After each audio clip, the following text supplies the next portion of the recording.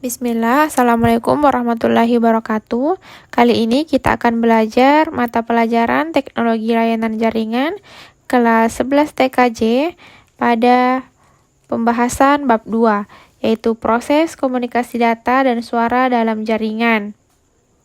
Adapun kompetensi dasar yang diharapkan dapat dicapai setelah mempelajari materi dari bab 2 ini, yaitu mampu menganalisis proses komunikasi data dalam jaringan dan mampu memahami aspek-aspek teknologi komunikasi data dan suara. Baiklah, langsung saja kita masuk ke materinya, yaitu komunikasi data dalam jaringan. Pada dasawarsa terakhir ini, teknologi berkembang sangat pesat di dunia. Bahkan, manusia di abad ke-21 yang sangat bergantung pada teknologi. Misalnya, pembuatan serta peluncuran satelit ruang angkasa pertama di dunia oleh Rusia pada tahun 1957 yang membuat kita dapat berkomunikasi dengan banyak orang, bahkan orang yang berada di belahan dunia yang jauh. Di samping itu, peralatan seperti laptop, komputer, dan telepon pun menjadi wujud perkembangan teknologi pada masa kini. Salah satu bentuk yang sangat signifikan dapat dilihat pada jaringan komputer. Pada mulanya, sebuah komputer hanya bisa dipergunakan secara individual atau stand-alone, tetapi perkembangan teknologi digital telah memungkinkan sebuah komputer untuk dapat berkomunikasi dengan komputer lain. Pada tahun 1960, Hawaii University mengembangkan teknologi Ethernet, perangkat komunikasi pada komputer dengan nama Aloha, dengan tujuan mengembangkan komputer-komputer yang tersebar di kampus tersebut dengan daerah yang lebih luas. Di dalam Ethernet tersebut, ditanam software dengan sebuah protokol yang pada waktu itu dikenal dengan ARPANET, yang selanjutnya baru dirilis secara resmi pada tahun 1969. ARPANET selanjutnya berkembang menjadi Interconnected Network yang disingkat dengan nama Internet. Sementara itu, penggunaan komunikasi dalam jaringan dalam dunia pendidikan diawali pada tahun 1980-an, yang ditandai pengenalan komputer sebagai media pendidikan yang diikuti dengan kemunculan World Wide Web atau disingkat dengan WWW pada pertengahan tahun 1990. Komunikasi data dalam jaringan ini dibagi menjadi beberapa bagian. Nah, yang pertama, komunikasi pada jaringan komputer. Jaringan komputer identik dengan jaringan telekomunikasi yang memungkinkan antar komputer untuk saling bertukar data. Sementara itu, komunikasi data dalam jaringan adalah suatu proses yang memungkinkan data yang ada pada terminal komputer yang berbeda saling berhubungan dan berinteraksi untuk melakukan proses tertentu. Tujuan dari jaringan komputer adalah dapat mencapai tujuannya. Setiap bagian dari jaringan komputer dapat meminta dan memberikan layanan atau servis. Pihak yang meminta atau menerima layanan disebut sebagai klien, dan yang memberikan atau mengirim layanan disebut sebagai server. Desain ini disebut dengan sistem client-server dan digunakan pada hampir seluruh aplikasi jaringan komputer. Komunikasi data dan jaringan komputer memiliki unsur yang sama, sehingga pada komunikasi data melibatkan peranan jaringan komputer. Adapun komponen-komponen utama pada komunikasi jaringan komputer, yaitu yang pertama sender, kemudian protokol, kemudian media transmisi, dan receiver atau penerima pesan. Nah, sender ini adalah suatu proses di mana seseorang atau beberapa orang, sekelompok, organisasi, dan masyarakat menciptakan dan menggunakan informasi. Kemudian, protokol ini adalah sebuah aturan atau standar yang mengatur atau mengizinkan terjadinya hubungan, komunikasi, dan perpindahan data antara dua atau lebih titik komputer. Kemudian, transmisi data yaitu media yang menghubungkan antara pengirim dan pengguna informasi atau data. Karena jarak yang jauh, maka data terlebih dahulu diubah menjadi kode atau isyarat, dan syarat inilah yang akan dimanipulasi dengan berbagai macam cara untuk diubah menjadi data. Kemudian, Ada pula receiver atau penerima pesan, yaitu pihak yang menjadi sasaran pesan yang dikirim oleh sumber. Terjadinya sebuah komunikasi data, yaitu diawali dengan sender mengirimkan sinyal informasi menuju receiver melalui protokol encode, mengubah sinyal digital menjadi sinyal analog, kemudian sinyal melalui media transmisi dan melalui protokol kedua didekode kembali menjadi sinyal digital sebelum masuk ke receiver. Dalam hal ini, protokol dapat diistilahkan seperti penerjemah informasi data.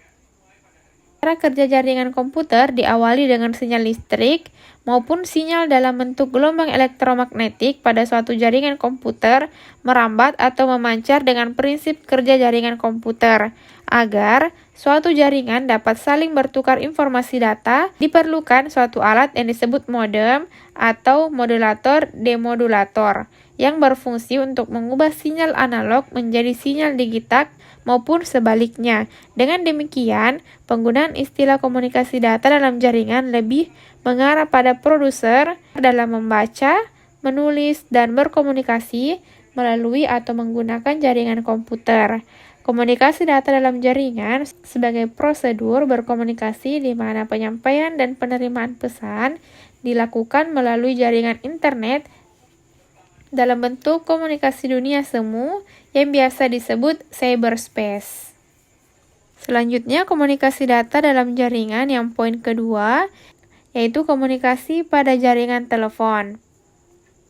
Kebutuhan bandwidth yang besar, maka jaringan komunikasi harus memiliki kemampuan yang lebih baik dalam mentransmisikan bandwidth tersebut. Oleh sebab itu, perkembangan teknologi informasi dan komunikasi atau ICT, Information Communication Technology, membutuhkan bandwidth yang berukuran besar atau broad guna melakukan transmisi suara, data, maupun video. Beberapa komponen-komponen pada komunikasi data pada jaringan telepon yaitu sebagai berikut. Yang pertama, yaitu jaringan telepon atau Public Switch Telephone Network PSTN. Perkembangan teknologi informasi dan komunikasi yang begitu pesat saat ini seolah teknologi ini ketinggalan zaman. Hal ini bisa terlihat dari perkembangan jaringan kabel atau wireless yang jauh melebihi wireline.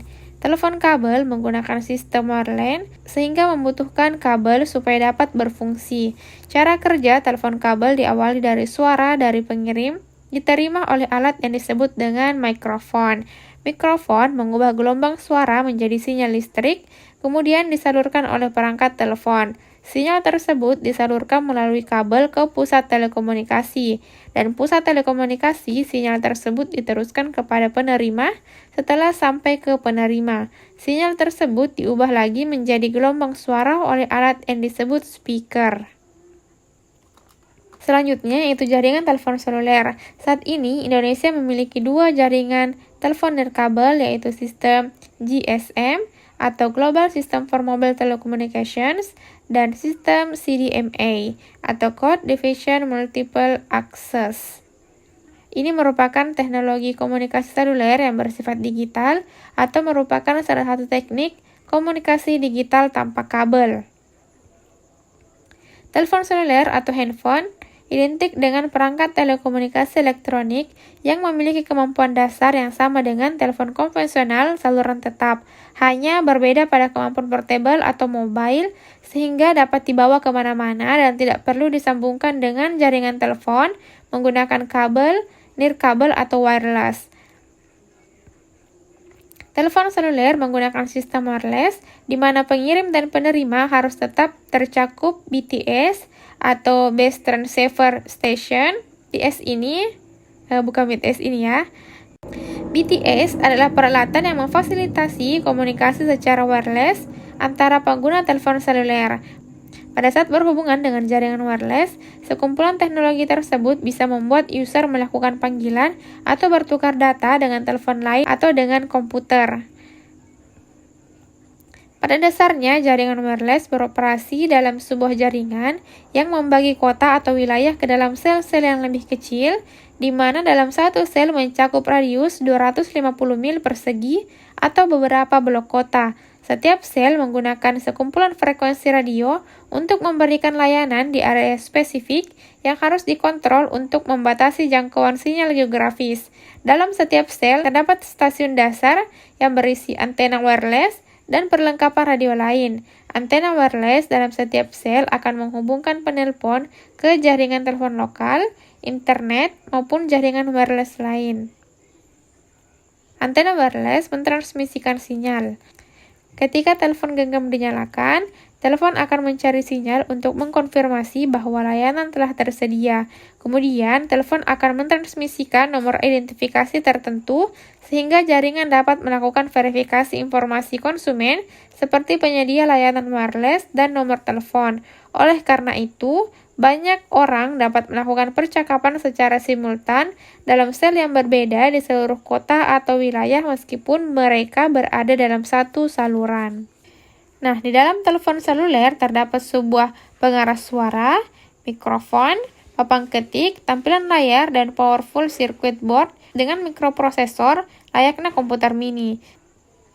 Cara kerja telepon seluler adalah suara dari pengirim diterima oleh alat yang disebut mikrofon. Mikrofon mengubah gelombang suara menjadi sinyal listrik dan kemudian dipancarkan oleh ponsel ke BTS terdekat.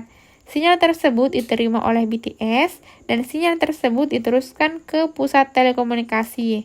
Dari pusat telekomunikasi, sinyal diteruskan kepada BTS terdekat, kemudian diteruskan ke si penerima. Setelah sampai kepada si penerima, sinyal tersebut diubah lagi menjadi gelombang suara oleh alat yang disebut speaker. Untuk pembahasan bab 2 ini, saya cukupkan sampai di sini. Untuk pembahasan selanjutnya akan saya lanjutkan di video selanjutnya. Oke, Assalamualaikum warahmatullahi wabarakatuh.